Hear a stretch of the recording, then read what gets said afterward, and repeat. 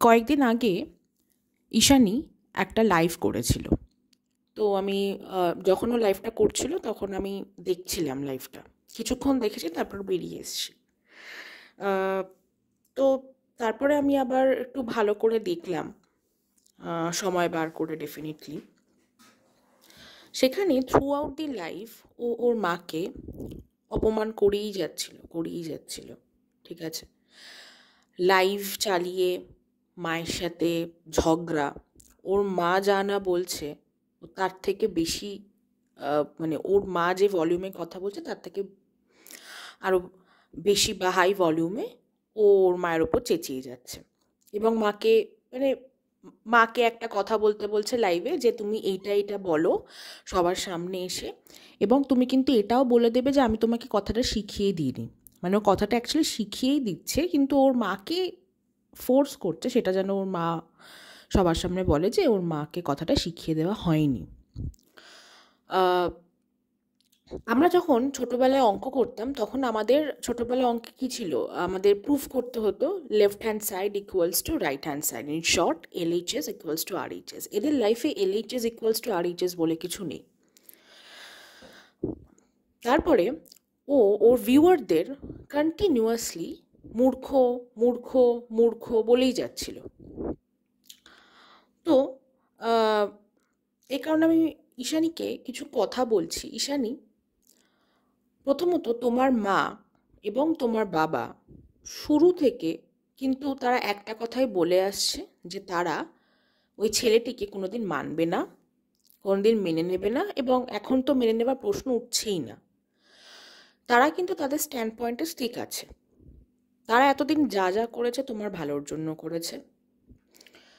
তারা বাবলিদির কাছে গেছে, তারা তপন কাকুকে ফোন করেছে, তারা তারা নাকি আরও অনেক কিছু করছে, তোমার মা নাকি আরও অনেক কিছু করেছে তোমাকে ওখান থেকে ছাড়িয়ে আনার জন্য। এবং এই সব কিছুই তোমার জন্য, তোমার ভালোর জন্য, কোনোটাই তারা নিজেদের জন্য করেননি। ওনারা চাইলেই তাহলে, মানে ওনারা যদি নিজেদের ভালোটা চেয়েই কিছু করতেন তাহলে ওনারা হাত পা গুটিয়ে বসেই থাকতেন। কারণ কি ঠেকা পড়েছে তাদের বাড়িতে রোজ রোজ অশান্তি, অন্য একটা বাড়ি থেকে মানুষজন এসে অপমান করে যাবে, চেঁচামেচি করে যাবে, তাদের তো দরকার ছিল না।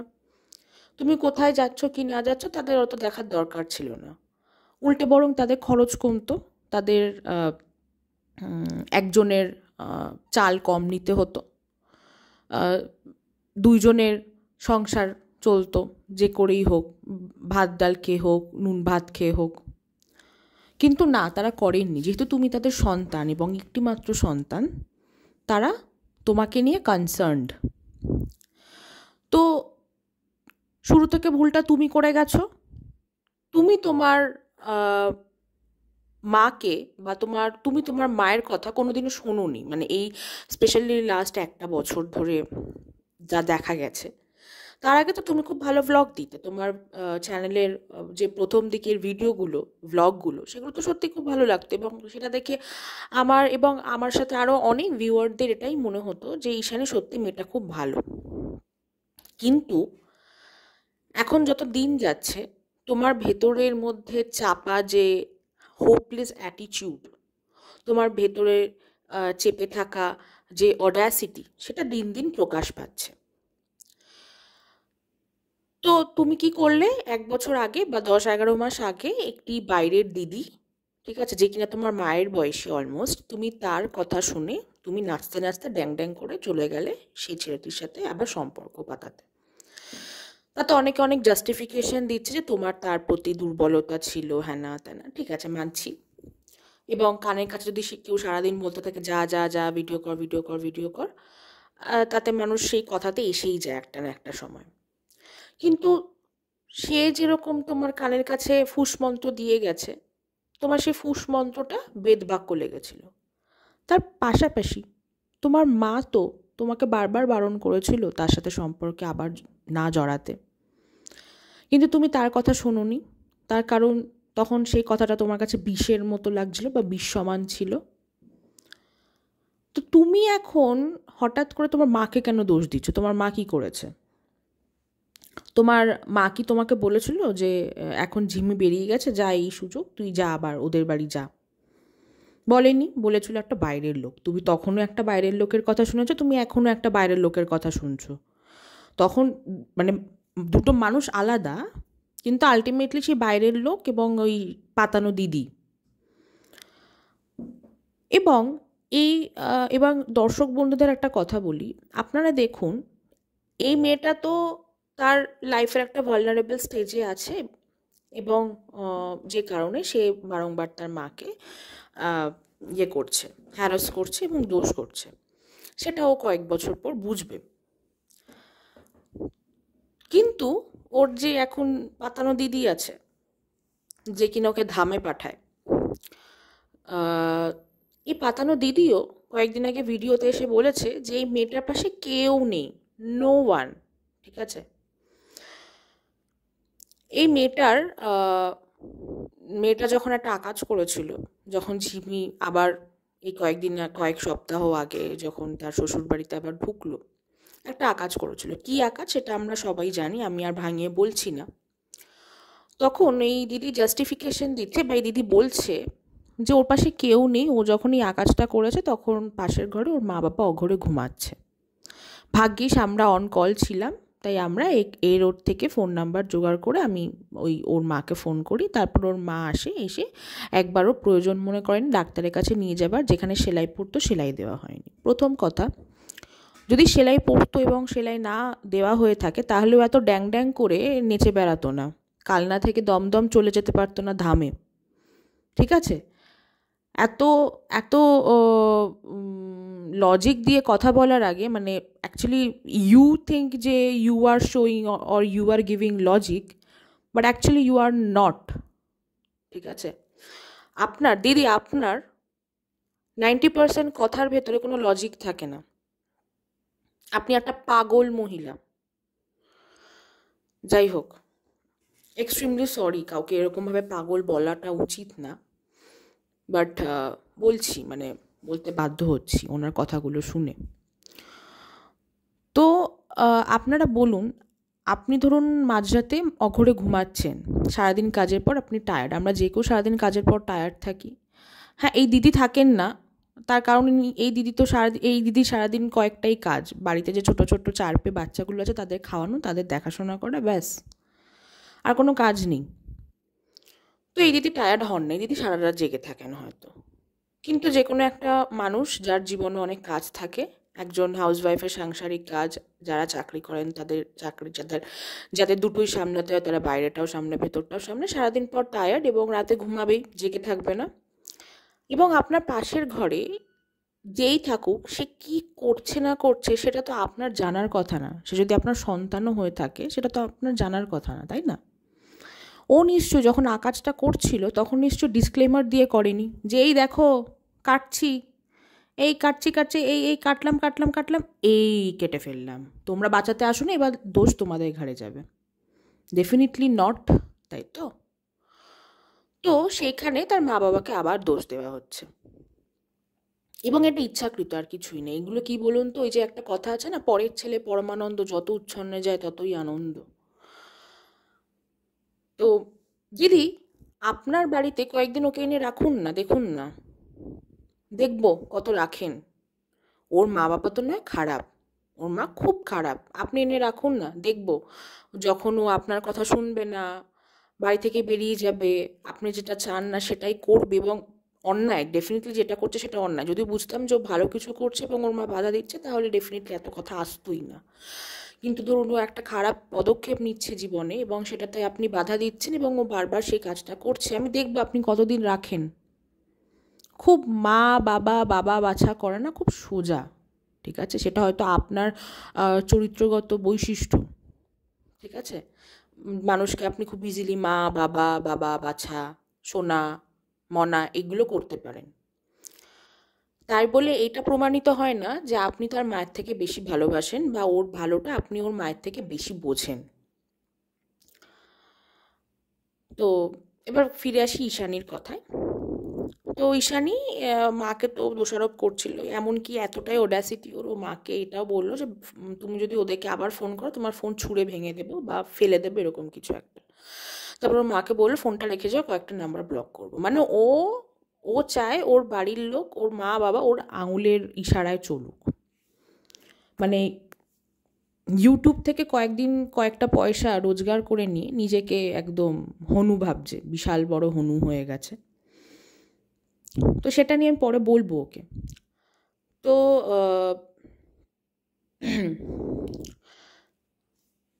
এই যে তুমি বারবার মূর্খ বলছো তোমার ভিউয়াররা যদি তোমাকে কোনো খুব এক্সট্রিম লেভেলে খারাপ কথা বলে থাকে, দেন ডেফিনেটলি দে আর রং। কিন্তু তার সুযোগটা তুমি করে দিয়েছো। তুমি একজন নিজেকে কন্টেন্ট ক্রিয়েটার বলে জাহির করো, তুমি ব্র্যান্ড প্রমোশন করো। প্রথমত ব্র্যান্ড প্রমোশন তোমাকে তোমার মুখ দেখে বা তুমি কি বলবো, তুমি তোমার লাইফের কেচ্ছা বিক্রি করছো না কি করছো সেটা দেখে দেয় না, দেয় তোমার যে নাম্বার অফ সাবস্ক্রাইবার্স সেটা দেখে। ঠিক আছে, সেটা ডেফিনেটলি এত নাম্বার অফ সাবস্ক্রাইবার্স গেইন করা is not a matter of joke, but তাই বলে তুমি মাথা কিনে নাওনি। এবং কন্টেন্ট ক্রিয়েশন, তুমি কি কন্টেন্ট ক্রিয়েট করো, লাস্ট একটা বছর তুমি কি কন্টেন্ট ক্রিয়েট করেছো, তুমি কি ভালো প্রোডাক্টিভ কিছু দেখিয়েছো? তুমি তোমার জীবনের কেচ্ছা বেচেছো, আর কিচ্ছু না, এখনো তাই করে যাচ্ছ। তো তোমার ভিউয়াররা নয় মূর্খ, তোমার ভিউয়াররা ভুল বলছে তোমার বাবাজিকে নিয়ে যে সে টুকটাক করে না। মানলাম, আমি মেনে নিলাম তর্কের খাতিরে, আমি মন থেকে মানছি না, কারণ ওখানে কি হয় সেটা সবাই দেখেছে। তা তুমি যদি মূর্খ না হয়ে থাকো, তোমাকে ওই বাবাজি বললো কারোর একটা পেটে নাকি গাছ গজিয়ে শিকড় গজিয়ে গেছে, একটু তুমি মানে তুমি একবারের জন্য জিজ্ঞেস করেছো নাকি যে গাছ গজিয়ে শিকড় গজিয়ে গেছে এটার মানে কি? এটা এই প্রশ্নটা না অনেকের মনে, একটু এক্সপ্লেন করতে বলো তো তোমার বাবাজিকে, তুমি যদি মূর্খ না হয়ে থাকো। আমরা তো মূর্খই, আমরা তোমার ভিউয়াররা সবাই মূর্খ, তুমি একা, তুমিও এবং তোমার দিদি, তোমরা দুজনেই সব থেকে বেশি বুদ্ধিমতী। এবার আবার ফিরে আসি তোমার মায়ের সাথে ব্যবহারের কথা। এত মহাদেব খুব মহাদেবকে নিয়ে নাচানাচি হচ্ছে লাস্ট কয়েকটা দিন ধরে। তো এত মহাদেব এবং বা শিবকে নিয়ে আমাদের ফিলোসফার আদি শঙ্করা শিব পঞ্চাক্ষর স্তোত্রম রচনা করেছিলেন। সেখানে নমঃ শিবায় যে 5টা সিলেবেল, সেই 5টা সিলেবেলের ইনার মিনিং এবং অ্যাজ আ হোল শিবের মাহাত্ম্য, মহাদেবের মাহাত্ম্য নিয়ে উনি পুরো ওই পঞ্চাক্ষর স্তোত্রমটা রচিত করেছেন। ঠিক সেরকমই ফিলোসফার আদি শঙ্করা আমাদের সবার মাকে নিয়ে এবং মা এই অর্থটাকে উনি ব্যাখ্যা করেছেন এবং সেটার নাম হচ্ছে মাতৃ পঞ্চকম।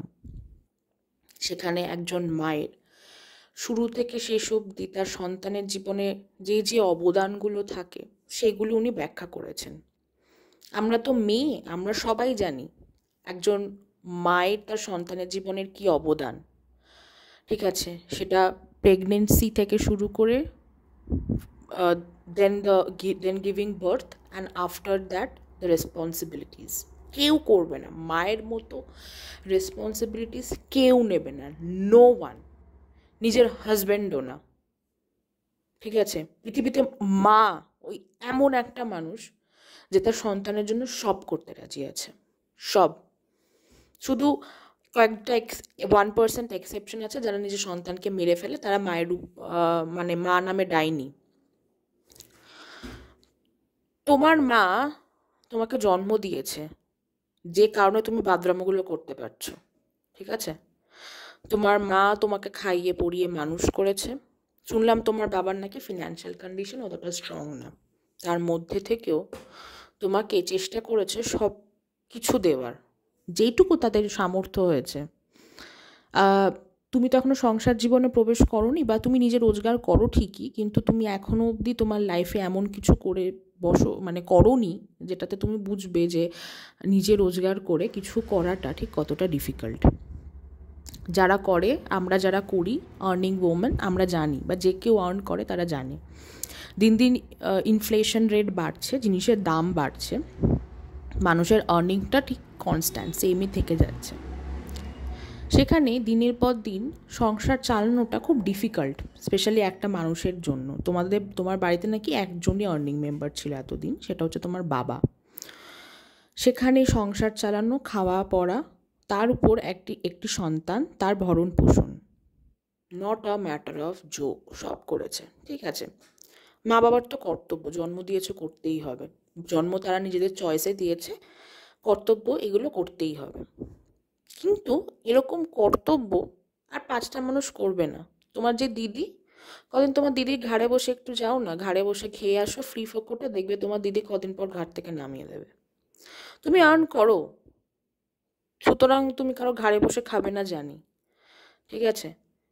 কিন্তু আমাদের মা বাবা আমাদের জন্য যা যা করে এসছে এতদিন, এবং আমাদের মা আমাদের জন্য যা যা করে এসছেন এতদিন, আমরা কোনোভাবে সেটা কম্পেনসেট করতে পারবো না। যা যা স্যাক্রিফাইস ওনারা করেছেন, যতই আমরা দামি শাড়ি, দামি গাড়ি, টাকা পয়সা দিয়ে ওনাদেরকে ভরিয়ে দিই, হয় না। তারা চায় সন্তানের থেকে একটু ভালোবাসা, সম্মান, আর কিচ্ছু চান না তারা।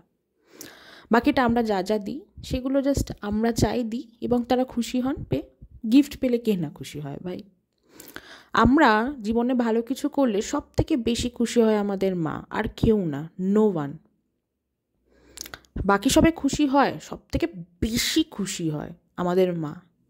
আমাদের কষ্টে আমাদের মায়েরা কাঁদে, আমাদের দুঃখে আমাদের মায়েরা দুঃখ পায়, আমাদের খুশিতে আমাদের মায়েরা কিন্তু আমাদের থেকেও বেশি খুশি হয়।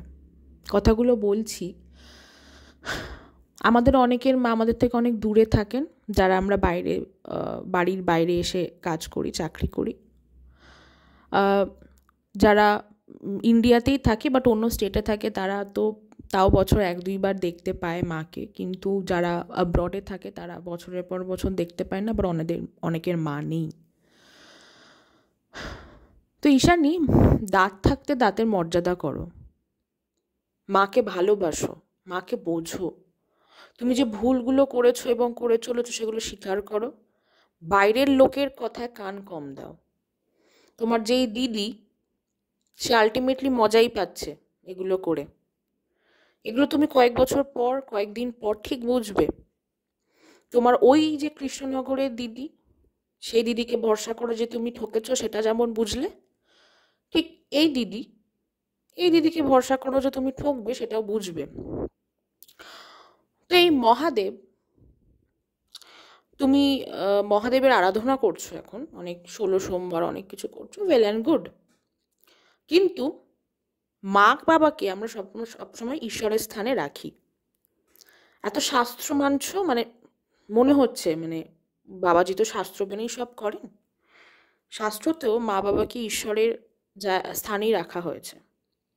যে বাড়িতে বা যে সন্তান তার মা বাবাকে অপমান করে, সম্মান করে না, ভালোবাসে না, সেই বাড়িতে বা সেই সংসারে বা সেই মানুষটার জীবনে কোনোদিনও মহাদেব কেন, সরস্বতী, লক্ষ্মী, গণেশ, কার্তিক কেউ আসবে না, নো ওয়ান। সবার আগে নিজের মা বাবাকে পুজো করো, নিজের মা বাবাকে ভালোবাসো, তারপর মহাদেবের আরাধনা করে মহাদেবকে তুমি ডেকো, ঠিক আছে? যদি তোমার এই মাতৃপঞ্চাকম, এটা যদি তোমার ডাউট থাকে, তুমি একবার দেখে নিও, তুমি একবার গুগলে সার্চ করে দেখে নিও, ঠিক আছে?